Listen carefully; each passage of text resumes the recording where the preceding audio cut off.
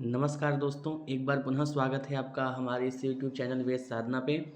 और आज की इस वीडियो से हम लोग प्रारंभ करने वाले हैं CUET UG की तैयारी। ठीक है, तो आप लोग देख सकते हैं कि आप लोग को दिख रहा होगा संस्कृत पाठ्यक्रम, और पेपर का नाम है डोमिन, और आपका जो सब्जेक्ट है वो है संस्कृत।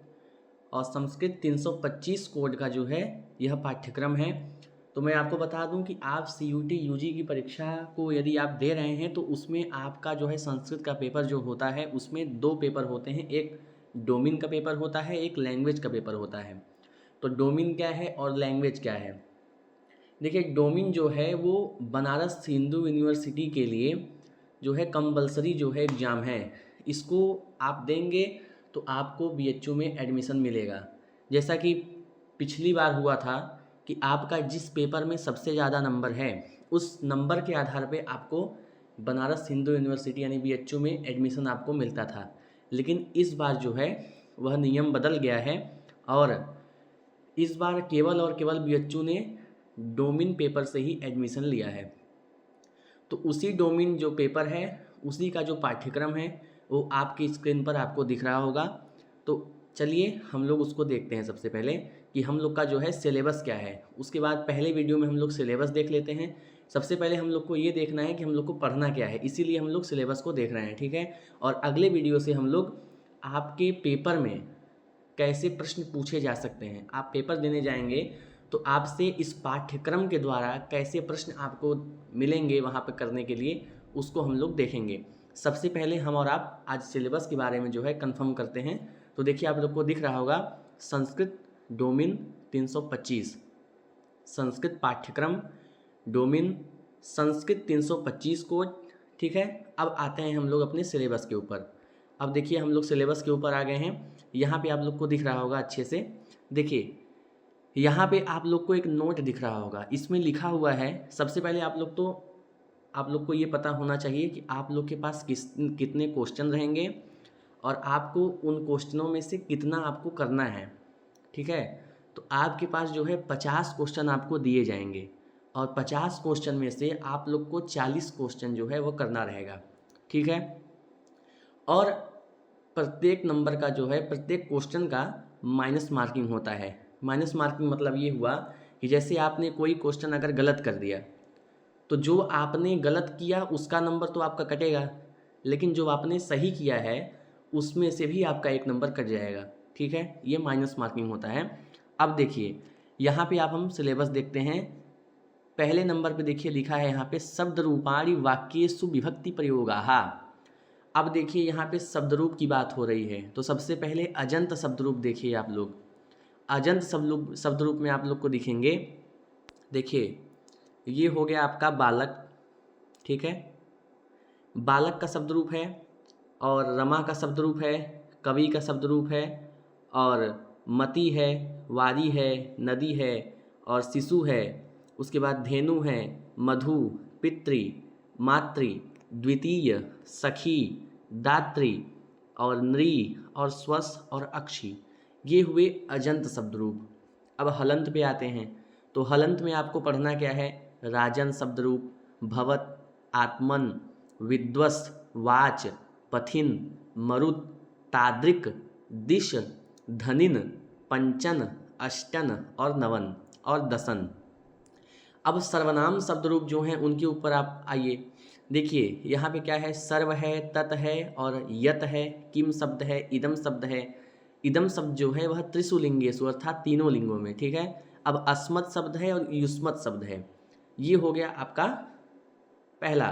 ठीक है, इतने एक यूनिट बाय यूनिट आपका जो है सिलेबस में आपको बांटूंगा, उसमें आपको ध्यान से समझ में आएगा। आपको चिंता करने की आवश्यकता नहीं है। हम एक एक विषय वस्तु के ऊपर आपको वीडियो में चर्चा करेंगे और आपको अच्छे से उसे समझाएंगे।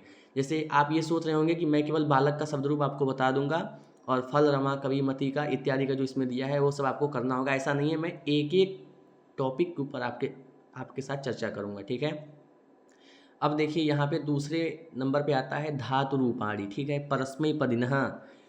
गम धातु है, नम है, अस है, हस है, श्रु है, नश है, आप है, सक है, और इश है, प्रच्छ है, क्री है, ज्ञा है, और चिंत है, नृत है, कथ है, नी है, पच है, ठीक है। अब ये जो धातुएं हैं वो क्या केवल लट लकार में रहेंगे? ऐसा नहीं है। देखिए नीचे लिख रहे हैं यहाँ पे, क्या लिख रहे हैं यहाँ पे? लिख रहे हैं कि लट लृट लोट लंग विधि लिंग इति पंच लकारेषु प्रयोगा। अर्थात ये जो आपको परस्मै पद के रूप देखने हैं, सिलेबस जो इसका दिया गया है एनटीए के द्वारा, उसमें आपको पांचों लकारों में इन सभी जो आपको धातुएं दी गई हैं इनका पांचों लकारों में आपसे कहीं से भी पूछ सकता है। अब देखिए आत्मनेय पद की बात आती है, तो आत्मनेय पद में आप देखिए यहाँ पे लिखा हुआ है, ये देखिए लिखा है कि लब धातु है, सेव धातु है, वंद, याच। अब इनको किस में देखना है? लट लृट लंग लकार में देखना है, ठीक है। अब तीसरे नंबर पे आता है संधयः संधि विक्षेराः च, अर्थात संधि और संधि विक्षेद। ये बहुत सरल काम है लेकिन बहुत कठिन कार्य भी है, तो इसको आप लोग ध्यान से देखिएगा कि आपको कौन कौन सी संधि पढ़नी है।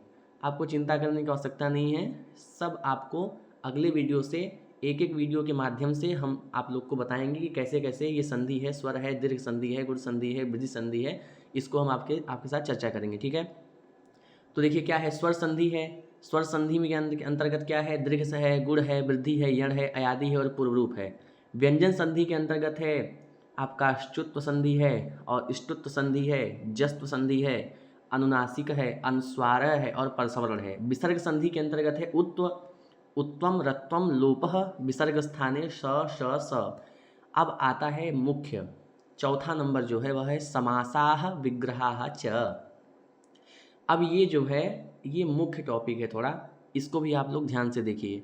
समास के अंतर्गत आपसे पूछा जाएगा अव्ययी भाव समास। अव्ययी भाव समास के अंदर भी देखिए इतना यह अच्छे से एक्सप्लेन कर दे रहे हैं कि आपको अव्ययी भाव तो पूछा जाएगा, लेकिन अव्ययी भाव के अंतर्गत भी आपसे क्या क्या पूछा जाएगा। देखिए यथा, प्रति, उप, अनु, निर, सह, अधि। अभी आपके ऊपर से जा रहा होगा ये सब, जब आप वीडियो में देखेंगे और उदाहरण के साथ देखेंगे तब आपको समझ में आएगा कि सब बहुत कठिन नहीं है, बहुत सरल है और इसको ज़्यादा आपको चिंता करने की आवश्यकता नहीं है कि बहुत कठिन होगा। सीयूईटी का पेपर बहुत आसान होता है, आप लोग केवल मेहनत करिए, उस पर लगे रहिए। और इतना कठिन भी नहीं होता है लेकिन इतना आसान भी नहीं होता है, ये दोनों बात मैं ही कह रहा हूँ, ठीक है। अब आगे की बात को हम देखते हैं। अब अव्ययी भाव हो गया, अब द्वंद्व समास कहते हैं। तो द्वंद्व समास में इतरेतर द्वंद्व, समाहार और एक शेष द्वंद्व, ठीक है। द्वंद्व समास जो है तीन प्रकार के होते हैं, आप जानते हैं, इतरेतर और समाहार और एक शेष, ठीक है। अब तत्पुरुष समास है। तत्पुरुष समास में विभक्ति तत्पुरुष, कर्मधारय, द्विगु, उपपद तत्पुरुष। अब हुआ बहुब्रीही। अब बहुब्रीही समास के बारे में चर्चा करते हैं। बहुब्रीही समास आता है, अब बहुब्रीही समास को हम लोग देखेंगे, ठीक है। बहुब्रीही समास हो गया। अब देखिए बहुब्रीही समास के बाद आता है पांचवा नंबर प्रत्यय का। अब इस प्रत्यय को आप देख लीजिए, कृत प्रत्ययः। अब इसमें पूछेंगे आपसे कौन कौन से प्रत्यय पूछेंगे वही बता रहे हैं। त, तवतु, तव्य, अनियर, सत, सानच, सत्रि, सानच और अक्तिन प्रत्यय, ठीक है। अब तद्धित प्रत्यय होता है। तद्धित प्रत्यय में क्या पूछेंगे? मतुप, इन, ठक, ठय, त्व और तल। अब स्त्री प्रत्यय, स्त्री प्रत्यय में टाप और नीप, ठीक है। अब छठवें नंबर पे आता है उपपद विभक्ति प्रयोगाः और सातवें नंबर पे है भाषिक कार्यम। छठवें नंबर पे आपसे पूछेंगे उपपद विभक्ति प्रयोगाः, तो इसको आप लोग केवल यहाँ देख लीजिए, इसको मैं उदाहरण के रूप में आपको वीडियो के माध्यम से आपको बताऊंगा हर एक चीज़। तो केवल ये मैं आपको दिखा रहा हूँ कि क्या क्या सिलेबस जो है एनटीए ने निर्धारण किया है।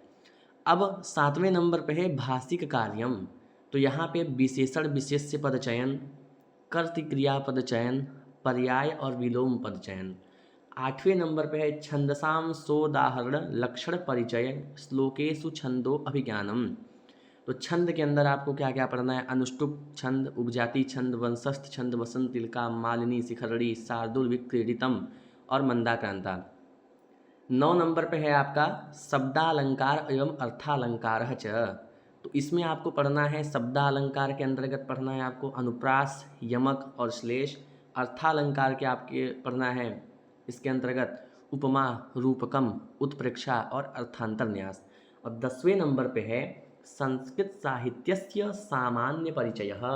तो इसमें आपको क्या करना है? संस्कृत साहित्य जो है, संस्कृत साहित्य जगत जो है उसका सामान्य परिचय जो है आपको ज्ञात करना है, ठीक है। अब मुझे लग रहा है कि आप लोग को थोड़ा सा संतोष हो गया होगा कि जो सिलेबस है वो बहुत ज़्यादा कठिन नहीं है। यही नीचे का 5 से लेकर के और 10 नंबर का जो सिलेबस है थोड़ा सा आपको भारी लग रहा होगा, लेकिन आप लोग चिंता मत करिए। वीडियो के माध्यम से आप लोग को एकदम सरल से सरल तरीके से हम आपको समझाने का प्रयास करेंगे और समझाते हुए आपको एक एक शब्द का जो है हम लोग अच्छे से विवेचन करते हुए आपको समझाएंगे। तो आप लोग देख सकते हैं, ये पहले से मैंने आपको दिखाई दे रहा होगा आप लोग को। ये पूरा देखिए सिलेबस है। अब ये पहला से लेकर के और 4 नंबर तक सिलेबस है। उसके बाद 4 से लेकर के 5 तक पूरा देखिए, 5, 6, 7, 8, 9, 10 ये आपको दिख रहा होगा।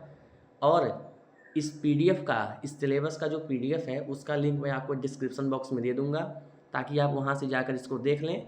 उसके बाद आप इसी हिसाब से आपको इसके हिसाब से तैयारी करनी है, ठीक है।